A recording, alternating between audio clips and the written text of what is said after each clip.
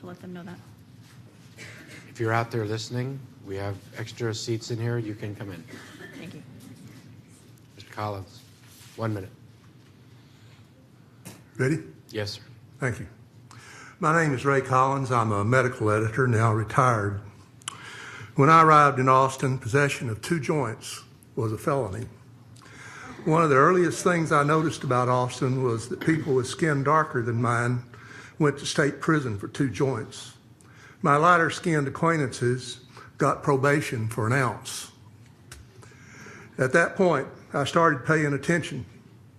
You've all received emails from me with, just the facts. And now I'll tell you my 50 years of Austin history. People of color are killed, beaten, and busted by the Austin Police Department in numbers far in excess of any of their alleged misdeeds and the proportion of the Austin population they represent. Starting with the first 10-1 election this year and this afternoon, that 50-year-old pattern I observed changes with your no vote on this police contract. Skipping forward from when I arrived in 1966, let's now move to, is that really all my time already? It's only 1 minute, but you can finish your thought like in one breath. Okay. Is it people who want to donate time? Who wants to, what's your name? Would you please come down to the clerk and give her your name? So how much more time? I gave you an additional minute. You have an additional minute. Thank Go you. ahead. Skipping forward from when I arrived in 1966, let's now move to Elizabeth Watson's time as Austin's chief of police. There was a beatdown in East Austin, and Chief Watson expressed mild concern about that event. In response, large numbers of her officers retired, causing disruptions in policing Austin. When that time of disruption was past, APD was better for the absence of those officers. I bring this bit of history to your attention because when you vote no on this contract, there will be presently serving officers who are going to retire in order to cash out their accumulated leave, and that's going to cause disruptions in policing Austin. The pattern from Chief Watson's tenure is going to repeat, and APD will be a better police force. Fast forward for more years to when my wife and I attended church with Margot Frazier and were acquaintances. We voted for her for Travis County Sheriff. From my knowledge of Margot, I tell you tonight that if she couldn't make the office of the police monitor work, it is unworkable. For the record, I use a lot of Mediterranean oregano when I cook, so that's what I brought tonight. Sir, Kevin Foster, who has 3 minutes, and on deck is Kenneth Thompson. Sir. I have nice balanced comments, but this process is ticking me off. The police union leadership is represented at the negotiating table, is represented by staff, and now is represented in citizens' comments. So our comments are being shortened so that we can have police officers and leadership from the union come and further represent their position. So off the bat, this is kind of throwing me off. My name is Kevin Michael Foster. Meet and confer is broken. It pits police against the city. It makes doing the right thing subject to negotiation for benefits. What would it be like if professors would say, yes, we will grade fairly, but only if we get bonuses for attending faculty meetings? We would all be like the several hundred police officers who make over $100,000 a year in our city. One of the challenges of this process has to do with staffing. Council has chosen negotiators who have spent the better part of their careers working for the Combined Law Enforcement Association of Texas. So among our city negotiators, at least 3 members of the team have spent combined decades working for the self-described largest police union in the state of Texas that is, quote, the state's most powerful advocate for the rights of law enforcement professionals. In other words, the people's negotiators have spent their careers working for the other team. The process, compromised on top of broken, is the source of our current reality, one of the most highly compensated yet least accountable police forces in the country. Given the wage progression schedule that places an escalating burden on the city year by year, regardless of inflation or economy, it would be nice if we got some ironclad accountability in exchange for this fiscal irresponsibility. I see two options. One, vote no. Hit reset, rebuild our systems in more accountable ways that respect our police, respect our citizens, and respect our wallets. Or two, send your team back to the table.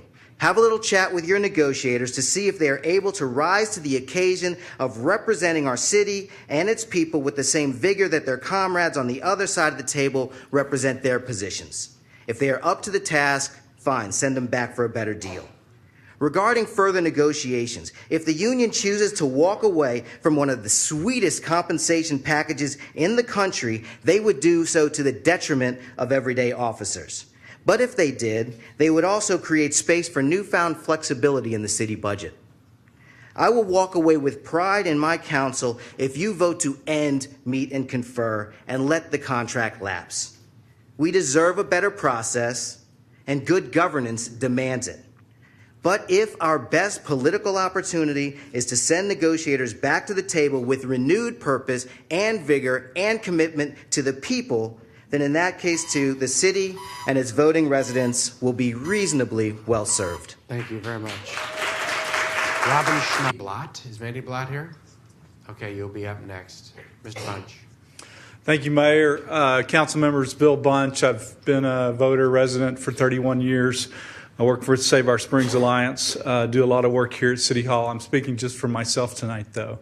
I think when you have the kind of homework and hard work that you've gotten from so many members of this community who care so much, you need to listen to the wisdom of the community. There's a reason we do crowdsourcing, Elon Musk and others, because that's where the best ideas come from. This is a huge amount of money. We shouldn't have to pay people top tier to live here. There's a premium by living in Austin. Most of us take a pay cut willingly to stay here because it's so nice. And if it's a police officer's priority to make the most money, then maybe they should go to another city. Let's save our money for the community services that we desperately need so we keep people out of jail and out of prison. Thank you. Thank you. You have what, 1 minute, I think. Thank you. Good evening, Mayor Adler, Austin City Council. My name is Rachael Manny, and I live in District 1, and this is my first time testifying in front of City Council.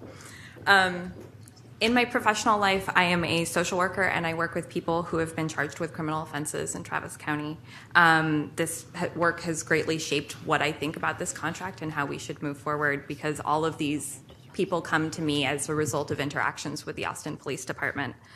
As a social worker, I think it's critical to look at the root cause of a problem and not rely on topical solutions. While not all of my clients have mental health diagnoses, nearly all of them are Black or brown. They are all poor. They lack access to resources such as affordable housing, transportation, and mental health care services.